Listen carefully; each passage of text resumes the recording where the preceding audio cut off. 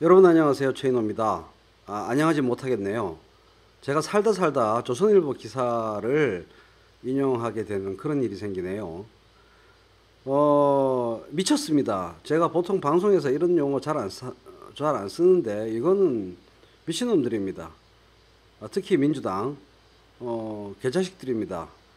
특활비 전면 폐지가 사실상 노회찬 의원의 유언과 다름없는 건데 전면 폐지한다고, 국민 압력에 밀려서 전면 폐지한다고 모두가 그렇게 믿도록 해놓고서 부분 폐지라고 합니다.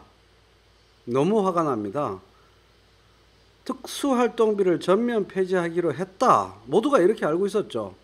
근데 뒤늦게 13일 뒤늦게 어제 뒤늦게 절반만 줄일 것으로 알려지면서 꼼수라는 비판이 나왔다. 꼼수라는 말은 적절치 않습니다. 조선일보요. 이걸 어떤 말로 표현해야 될까요? 좀 더 적절한 워딩이 없을까요? 국민 기만 술책이고 국민의 분노를 폭발하게 하는 도발적 기만 술책이다. 이렇게 얘기할 수 있겠죠. 이 면상들을 보십시오. 이렇게 넷이 모였다고 합니다. 문희상 국회의장 주재로. 정의당에는 원내대표가 없어져 버렸죠. 그래서 정의당 원내대표가 없이 셋이 모여서 분명히 특활비 폐지에 합의했다고 발표했습니다. 그래서 역시 국민의 압력이 통하는구나 이렇게 생각했죠. 완전히 폐지하는 것으로 합의했다라는 워딩, 책임져야 할 발언에서 분명히 홍영표 원내대표는 분명히 책임져야 할 발언으로 우리말, 국어, 코리안 완전히 폐지하는 것으로 합의했다고 국민에게 분명히 말을 했지요. 새빨간 거짓말을 한 것 아닙니까? 자유한국당 바른미래당이 이렇게 나오는 것에 대해서는 실망하고 자시고 분노하고 자시고 말고 할 게 없어요. 문희상 국회의장은 의정사에 남을 쾌거의 결단을 했다고 얘기했습니다.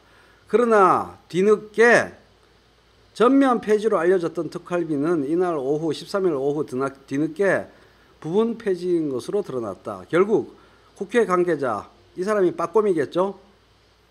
결국 어떻게 됐냐?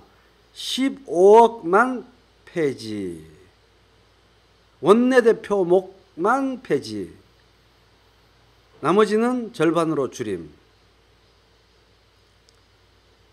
줄이고 늘리고 이런 게 중요한 게 아니에요. 폐지 안 해도 좋아요.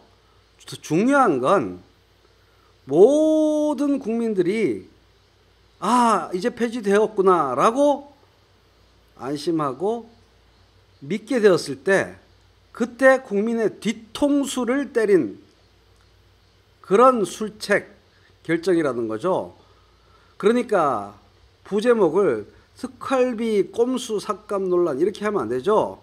국회 특활비 문제로 국민 뒤통수 가격 이렇게 바꾸는 것이 올바른 서브 헤드라인이라고 저는 생각합니다.